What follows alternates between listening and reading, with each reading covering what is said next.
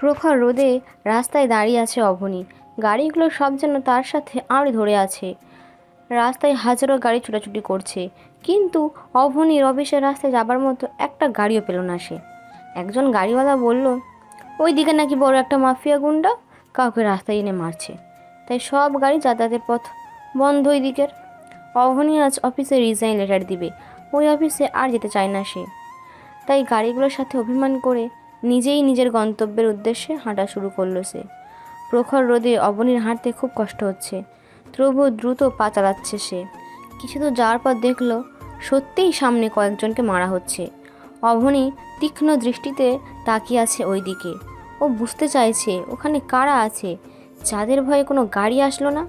হেঁটে হেঁটে আসতে হলো তাকে।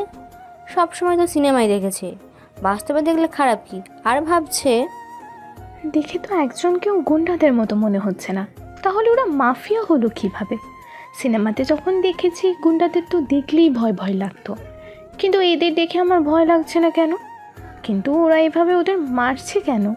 ওদের হাত পা কাঁপছে না কেন? যাদের মারছে তাদের আমার এমন চেনা চেনা লাগছে কেন? একটু সামনে গিয়ে দেখি তো। ঘড়ির টিটির শব্দে ভাবনার জগৎ থেকে ফিরে আসলো অবনী। 10টা বেজে গেছে দেখে সব প্রশ্ন নিজের মধ্যেই চেপে রেখেই আবারও হাঁটতে শুরু করলো সে। মনে হচ্ছে মাফিয়াটা বড় মাপের মাফিয়া, তাই এখন এই রাস্তা দিয়ে হাঁটছে না কেউই ভয়ে। কিন্তু অবনীর ভয় লাগছে না, এমন রাস্তা দিয়ে হেঁটে বেড়াতে দিব্যি লাগছে এখন ওর কাছে। অফিসে রিজাইন লেটার দিয়েই চলে এসেছে অবনী। রাস্তায় এখনও মানুষ নেই, মনে হয় মাফিয়াটা এখনও রাস্তা থেকে যায়নি। মাফিয়ার প্রতি এক বস্তা রাগ নিয়ে নিজেই বকবক করতে করতে আবারও হাঁটা শুরু করতে হলো তাকে। কিছুক্ষণ পর পর মেঘের গর্জনে হালকা কেঁপে উঠছে সে। অবনীর মনে হচ্ছে মেঘেরাও তাকে বলতে যাচ্ছে, অবনী বাড়ি যাও তাড়াতাড়ি, আমরা এক্ষুনি বৃষ্টি হয়ে ঝরে পড়ব, পরে আমাদের কোনো দোষ দিতে পারবে না তুমি। কথাটা ভেবেই ফিক করে হেসে উঠল সে। আর তার সাথে সাথেই ঝরে পড়ল অঝোর ধারায় বৃষ্টি। প্রখর রোদের মাঝে হঠাৎ ঝুম বৃষ্টি খুব ভালো লাগে অবনীর। জনমানব শূন্য রাস্তায় বৃষ্টির মধ্যে হেঁটে যেতে খুব ভালো লাগছে অবনীর। ইস, সাথে আইসক্রিম আর একটা ভালোবাসার মানুষ থাকলে মন্দ হতো না। আবারও ফিক করে হেসে উঠল সে আর ভাবতে লাগলো, আমাকে এইসব ভাবতে হবে না, আমাকে প্রতিনিয়ত লড়াই করে বেঁচে থাকতে হবে আমার মা আর বোনকে নিয়ে। দিন শেষে আমার মুখের দিকেই তাকেই বেঁচে আছে ওরা, আমি কীভাবে অন্যের দিকে ঘুরে তাকাবো? কিন্তু আজ এমন একটা পরিবেশে হিমুর মতো সারা শহর হেঁটে বেড়ালে মন্দ হয় না। হাতে থাকা হ্যান্ডব্যাগটা রাস্তা থেকে একটা পলিথিন দিয়ে মুড়ে নিয়েছে সে, যেন যেই টাকাগুলো আছে ওইগুলোও যেন নষ্ট না হয়। কিছু দূর যাওয়ার পর সামনে একটা ছেলেকে দেখে থমকে দাঁড়ায় সে। আজও আবার খারাপ কিছু হবে না তো?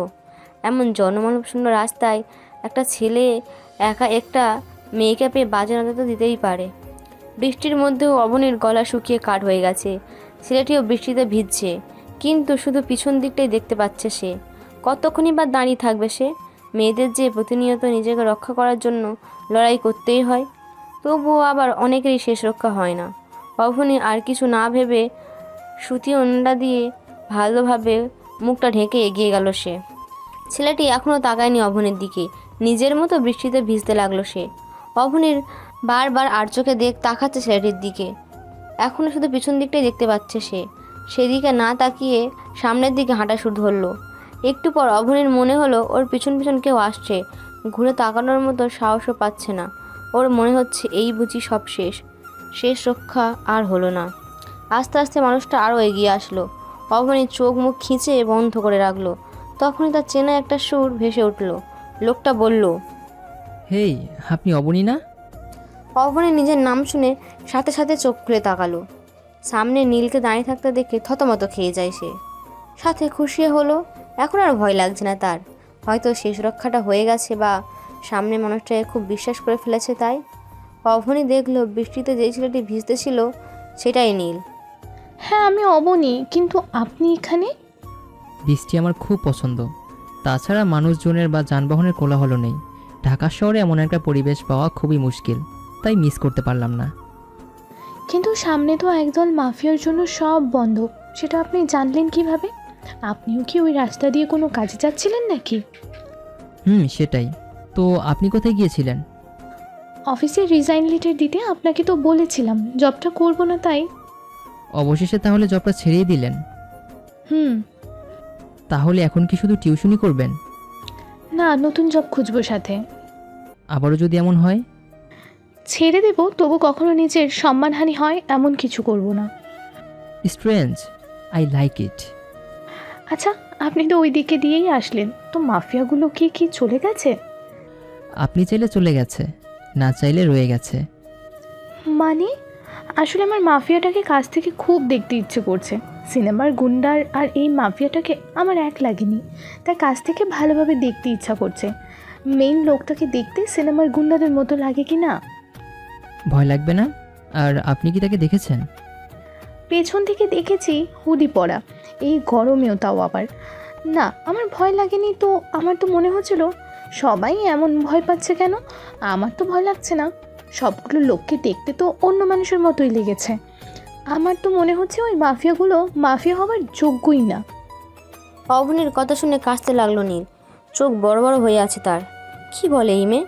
যাকে কিনা পুরো শহরের সবাই ভয় পায়, তাকে তার মাফিয়াই মনে হচ্ছে না? কি হলো আপনার? মনে হয় ঠান্ডায় কাশছেন। বাসায় চলে যান, আমিও যাই, মা অপেক্ষা করবে। চলুন আপনাকে বাসায় পৌঁছে দিয়ে আসি। আমি ওই দিক দিয়ে যাব। তাছাড়া এখন আর কোনো গাড়িও পাবেন না। একটু সামনে আমার গাড়ি। ওকে, চলুন। কিরে, তুই এমন কাক ভেজা ভিজে এসেছিস কেন? গাড়িতে ছিলি না নাকি? না মা, গাড়ি ছিল না তাই হেঁটেই আসতেছিলাম, কিন্তু আবারও কালকের ওই ছেলেটা আছে না নীল, ওর সাথে দেখা হয়ে গেল। তারপর আমাকে বাসার সামনে নামিয়ে দিয়ে গেল। ছেলে খুব ভালো, তাই না? আমার যদি এমন একটা ছেলে থাকতো তাহলে তোকে আর এত কষ্ট করতে হতো না। মা, তোমার কি মনে হয় আমি পারবো না? ছেলেরা কি সব পারে, মেয়েরা পারে না? না রে মা, তোর মতো যার মেয়ে আছে তার আর ছেলের অভাব থাকবে কিভাবে? কিন্তু মাঝে মাঝে কষ্ট হয় তোর জন্য খুব। আর কোনো আফসোস নেই আমার। যা, ফ্রেশ হয়ে নে। আজকে আবারও ইন্টারভিউ দিতে যাবে অবনী। বেশ কয়েকটা ইন্টারভিউ দিয়েছে সে, কিন্তু একটা চাকরিও হয়নি। সবেমাত্র এইচএসসি পরীক্ষা দিল সে। বেশি মাইনের কাজও পাচ্ছে না। এদিকে সংসারের অবস্থা হিমশিম খাচ্ছে। ভাবতে ভাবতেই হাঁটছে অবনী।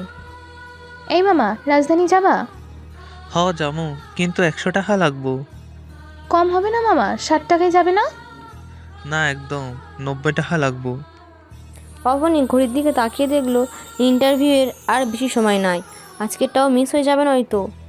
অবনী আবার হ্যান্ডব্যাগটা খুলে দেখলো কত টাকা আছে। গাড়ি ভাড়া দিয়ে এসে শেষ হয়ে যাবে। সকালে তাড়াহুড়ো করে না খেয়ে এসেছে, দুপুরে আর খাওয়া হবে না তাহলে। বেশি টাকা নিয়ে বের হয় না অবনী। ঢাকা শহরে কখন চুরি হয়ে যায় বলা যায় না। পরে যা টাকা আছে তাও যাবে। আর কিছু না ভেবে গাড়িতে উঠে পড়লো অবনী। রিক্সা চলছে তার আপন গতিতে। একটু পর অবনী দেখলো তার একটু সামনে একটা বয়স্ক লোক গাড়ি থেকে নেমে বুকে হাত দিয়ে দাঁড়িয়ে আছে। দেখে মনে হচ্ছে অসুস্থ। অবনী লোকটার সামনে গিয়ে রিক্সা থামাতে বলল। আপনি ঠিক আছেন আঙ্কেল?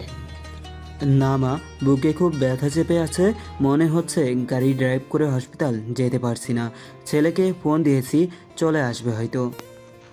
ততক্ষণ কি আপনি দাঁড়িয়ে থাকবেন নাকি? আপনি আসুন, আমি আপনাকে হসপিটাল নিয়ে যাই। আমি তো ড্রাইভ করতে পারি না, তাই এই গাড়িটা এখানেই থাকুক। এখন আমি অন্য গাড়ি দিয়ে আপনাকে নিয়ে যাই। চলুন আঙ্কেল। মা, তোমার তো কাজ আছে। আমার কাজের থেকে বড় আপনার জীবন আঙ্কেল। চলুন এবার। ওকে, আমি গাড়িটা লক করে আমার ছেলেকে জানিয়ে দিই। আসলে তোমার মতো মেয়ে হয় না মা। অবনী লোকটাকে নিয়ে ডক্টরের কাছে গেল। ডক্টরের কাছে রেখে ও বেরিয়ে পড়ল, কারণ লোকটা বলেছে তার ছেলে চলে আসবে এখনই। ডক্টরকে বারবার বলে এসেছে সে, লোকটাকে যেন একা না ছাড়ে, ওনার ছেলে আসবে একটু পর। হসপিটাল থেকে বেরিয়ে ঘড়ির টাইম দেখলো অবনী। শুকনো মুখে হালকা মুচকি হাসলো সে। না হোক না একটা চাকরি, তাতে কি? একটা মানুষকে সাহায্য তো করতে পেরেছে। না হয় আবার অপেক্ষা করবে আর একটা ইন্টারভিউর।